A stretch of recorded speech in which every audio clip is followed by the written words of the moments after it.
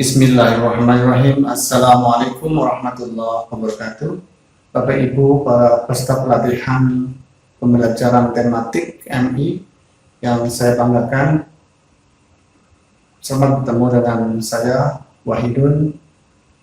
Kali ini kita akan masuki materi yang pertama pada diklat guru tematik MI, yaitu Healing Learning Commitment. Apa isi dari materi diklat ini? Materi diklat dari Healing Learning Commitment ini berisi tentang komunikasi yang harmonis, bagaimana Bapak Ibu nanti selama pelatihan ini berlatih untuk membangun suatu komunikasi yang harmonis baik antara peserta pelatihan, juga peserta dengan kami sebagai mitra suara dan juga panitia penyelenggara. Kemudian juga kita akan membahas tentang komitmen belajar, di mana ini sangat penting sekali karena Bapak Ibu, kita belajar tidak secara langsung bertemu tatap muka, tapi melalui daring seperti ini, sehingga perlu ada komitmen yang kuat.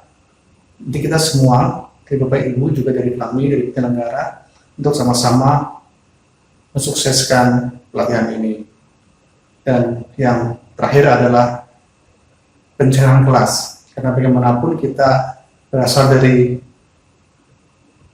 tempat yang berbeda-beda, ada dari NTT, ada dari NTB, dan juga beberapa dari Bali, sehingga sangat besar kemungkinan kita masih belum kenal dan perlu ada pencairan suasana, sehingga kita nanti akan lebih akrab dalam menjalani pelatihan ini.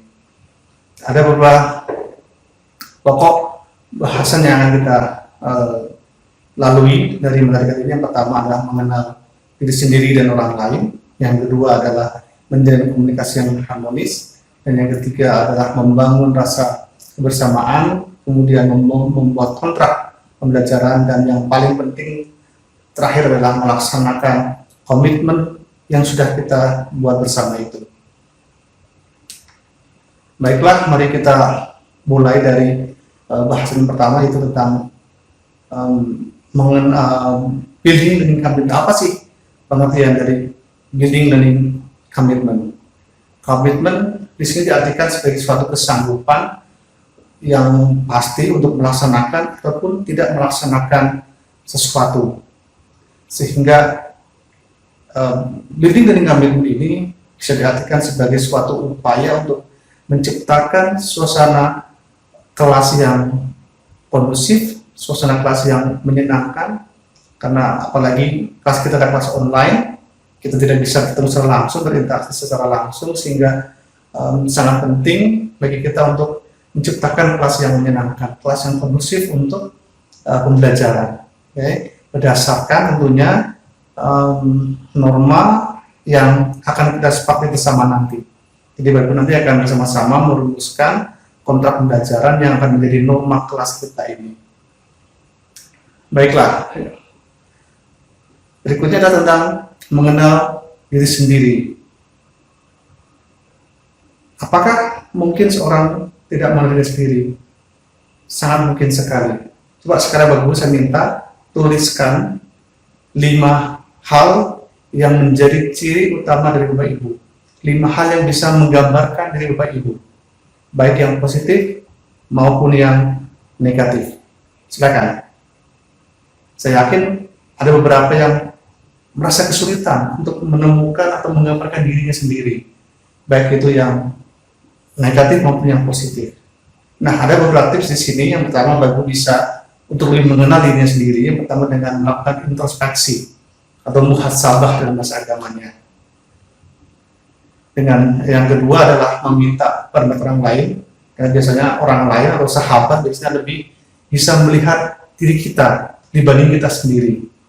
Nah, yang ketiga adalah dengan mengisi instrumen atau kuesioner tentang kepribadian. Ini sudah banyak beredar, kita bisa dengan mudah mencari, mendownload di Google atau di internet.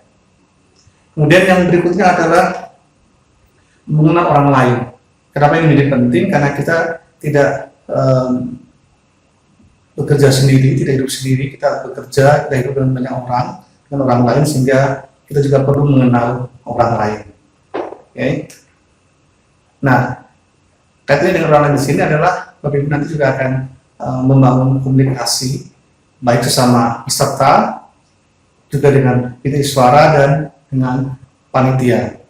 Dalam interaksi pembelajaran tentu Bapak Ibu nanti akan sering berkomunikasi dengan pemilik suara, juga dengan teman satu kelas atau angkatan, dan juga berhubungan dengan Bapak Ibu panitia selaku penyelenggara pelatihan ini. Sehingga perlu di sini Bapak Ibu bagaimana berkomunikasi, berinteraksi dengan orang lain. Bapak Ibu harus bisa membedakan ketika berbicara dengan pemilik suara ataupun dengan panitia dan dengan teman satu angkatan.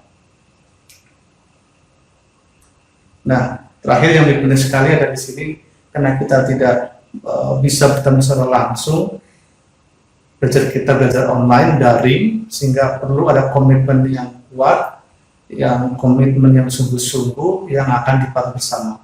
Nah, nanti kita akan bersama-sama sekali lagi untuk merumuskan suatu kesepakatan, baik kesepakatan yang akan dilaksanakan maupun kesepakatan yang tidak akan dilaksanakan.